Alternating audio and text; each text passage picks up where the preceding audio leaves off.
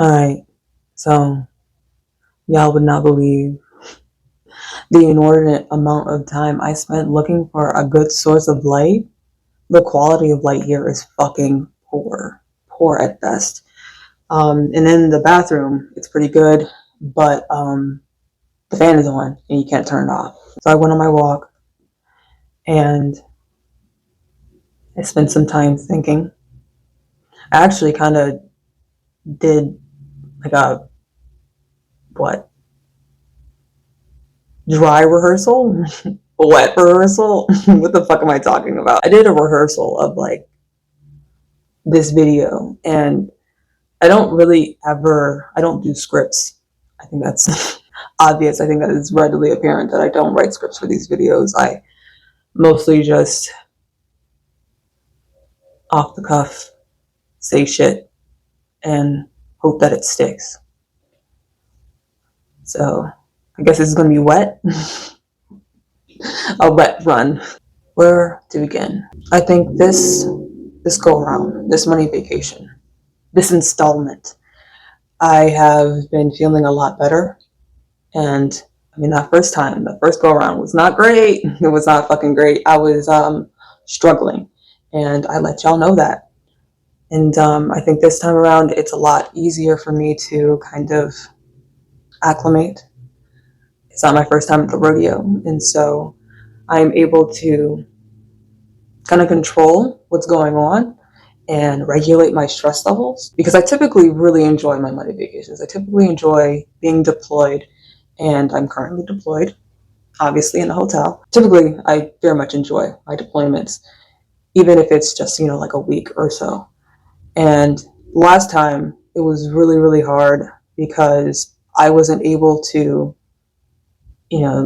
work my time management magic because I had no time.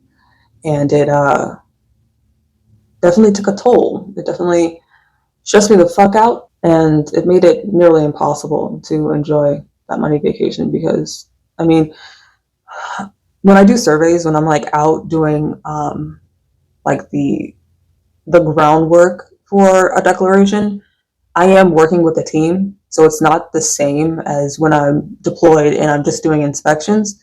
I really enjoy that. Doing inspections is litty because I don't talk to fucking anybody. I don't have colleagues that I mean, I talk to my team lead sometimes, but like for the most part, I'm by myself doing my own thing. But for surveys, I have to kind of engage with different departments, and there's a team, and we go door to door, and we go through neighborhoods, and we record the damages, and y'all know the drill. All that to say that there's a lot going into the enjoyment of my money vacations, depending on how much mental bandwidth I am expending on interacting with colleagues or interacting with myself when I'm stressed the fuck out because I don't know what to do.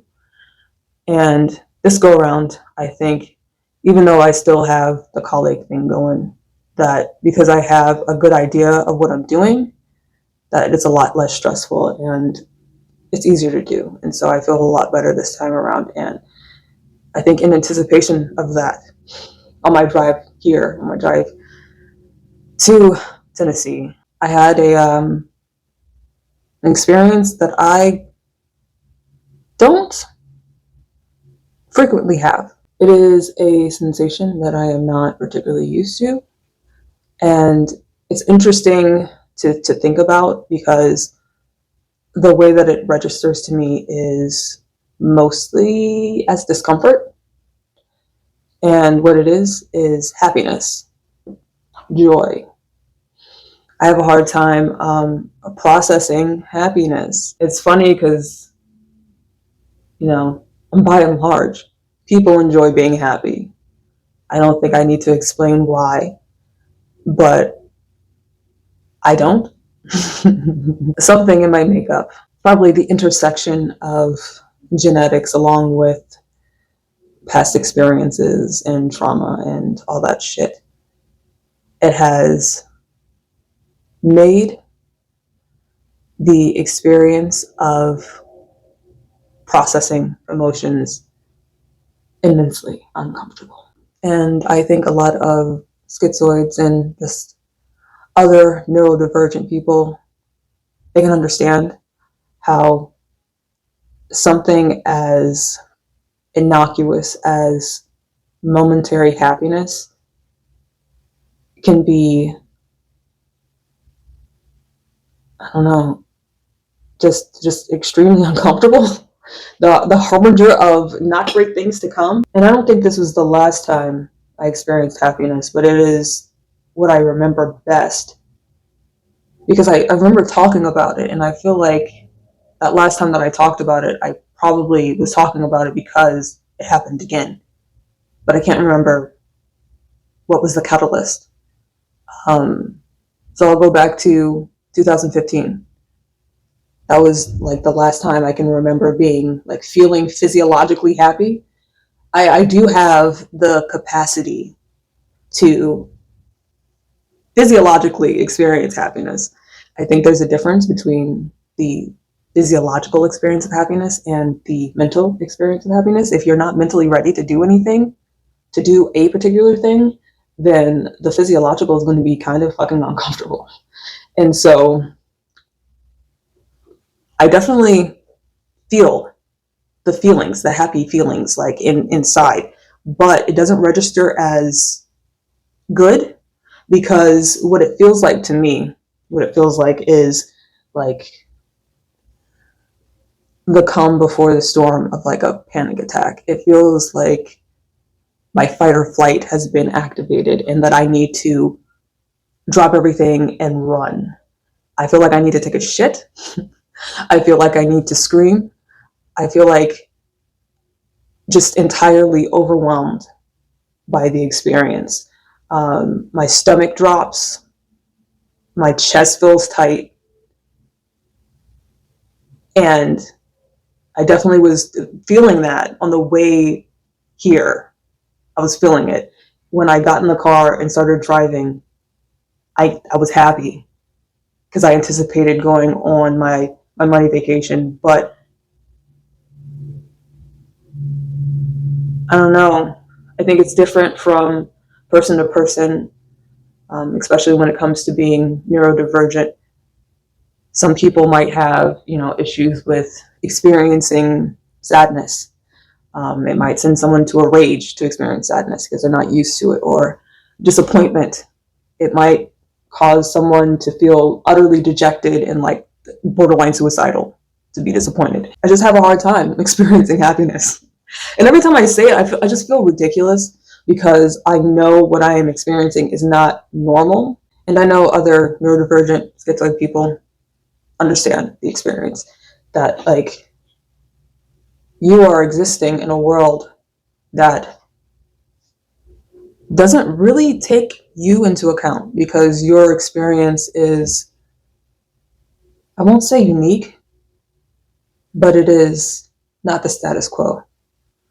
It is not the norm, and it is not particularly thought of.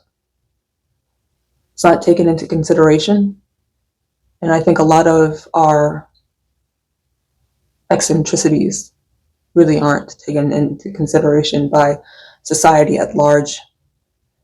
And it causes issues because there's a schism, there's a gap, there is a divide between the person and their experience. And that's what the root skits means. It's a separation. Somewhere along the line, wires are not connecting. And it can make interpersonal connections difficult. Your connections with other people, your connections with society. But it also makes intrapersonal connections difficult. How you interact with yourself through your thoughts,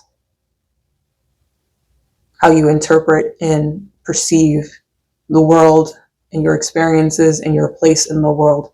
It can feel very much like you don't belong. And I won't say that you don't, but in many ways you don't. And that isn't necessarily a problem. It just means that you have to make your own place. And that's difficult. You have to build your own systems of belief, your own schemas, your own thoughts.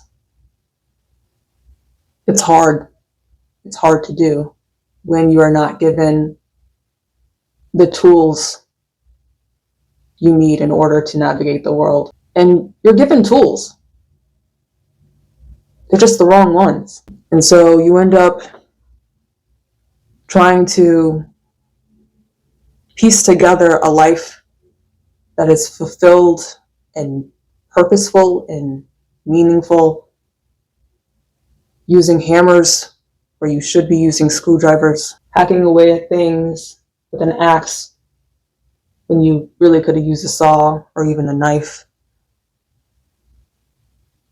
It's hard to feel connected to the world, but it's also hard to feel connected to personhood.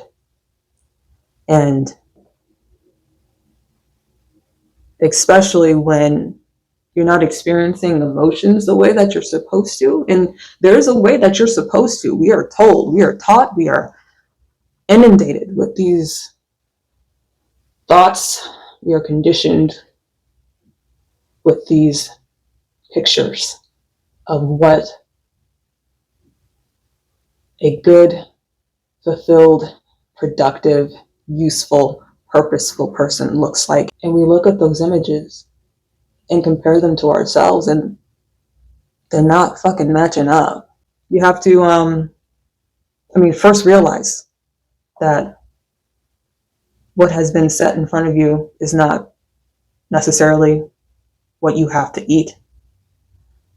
You can get up from the table and make your own fucking food. The hand of cards that you have been dealt, you don't have to play that game. Let's play fucking Yahtzee. Like, let's play something fun. Let's play something that makes us feel like we belong here. That this cosmic nonsense means something. We can cut through the fog and find a path to serenity. The goal is to attain happiness, joy. That's the goal, is to be happy. But when happiness doesn't feel like happiness, you have to figure something else out. And what I do when I am feeling happy, when I feel happiness, when I get that tightness in my chest and my stomach drops and I feel like I'm going to throw up, I decide to do things that bring me peace. Because the experience of emotions, to me, isn't necessarily one of comfort. What's comfortable to me, and I think a lot of schizoids and a lot of just neurodivergent people in general can connect to, what's comfortable is contentment. And we talk about contentment a lot.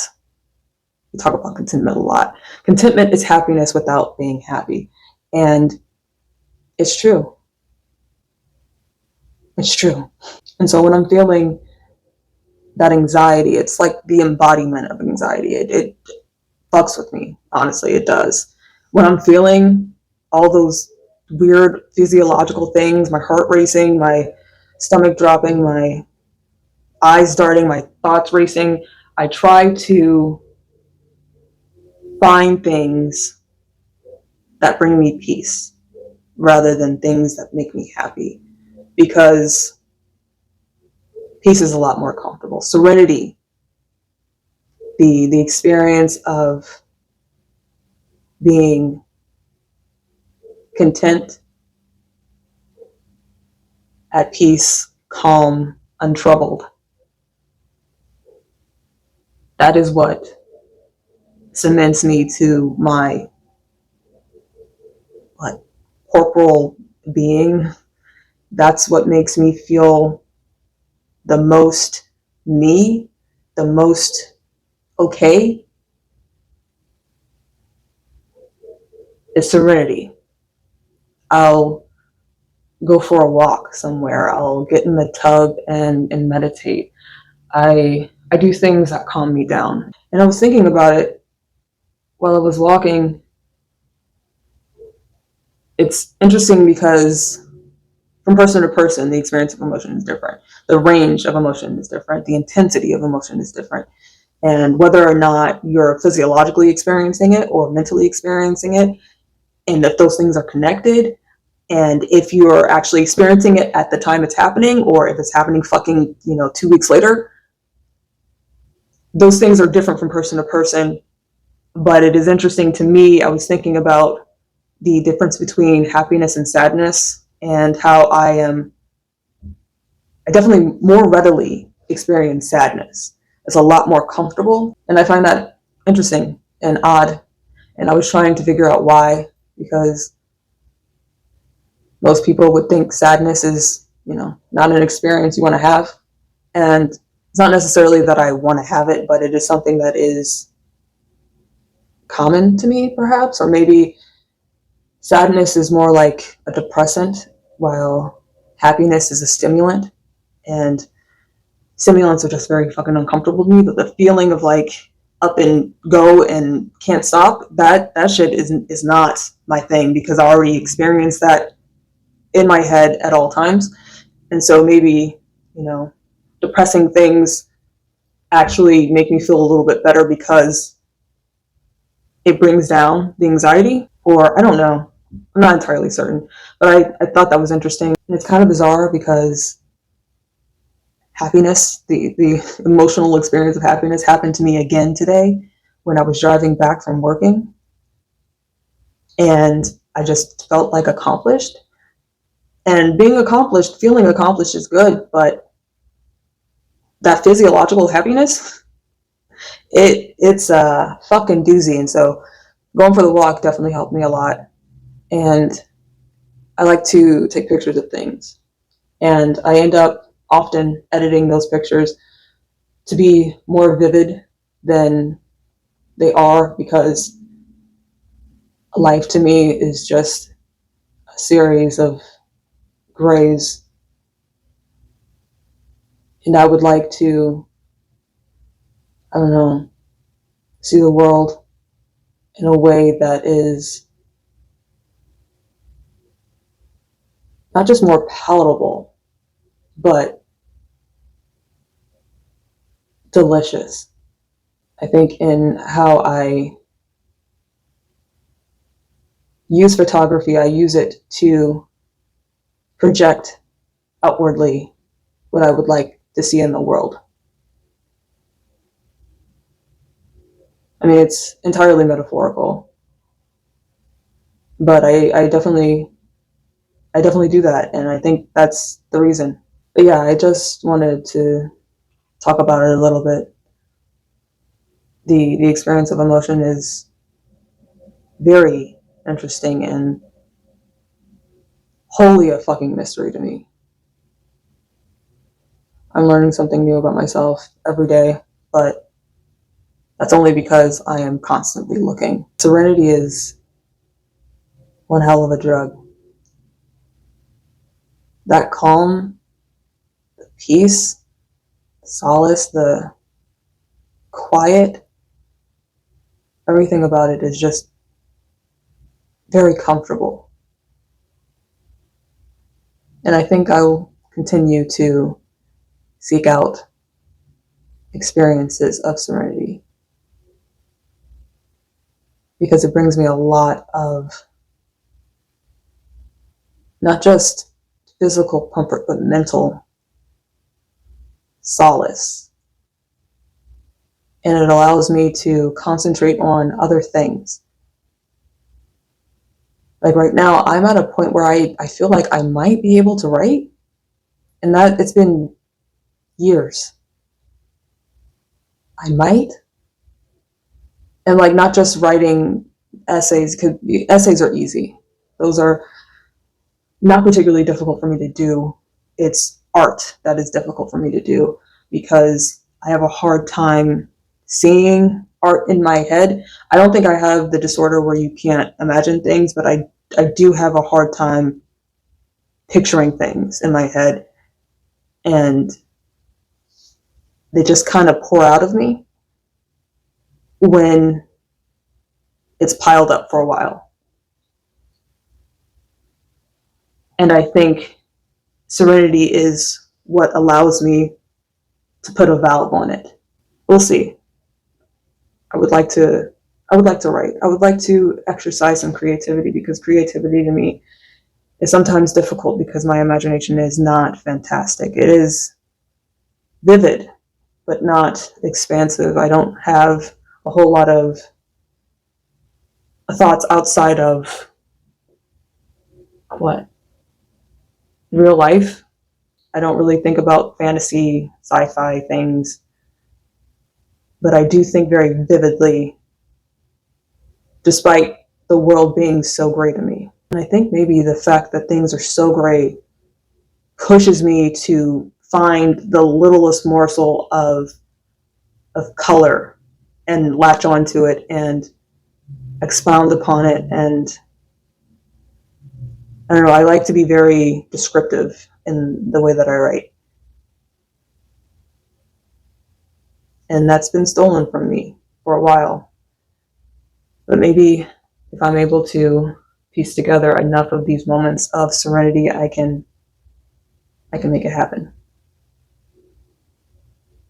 But yeah, I'd be interested to know what brings you guys peace and your experience of emotions, whether it's physical, mental, expansive, tiny, deep, or very superficial. I'm interested in knowing,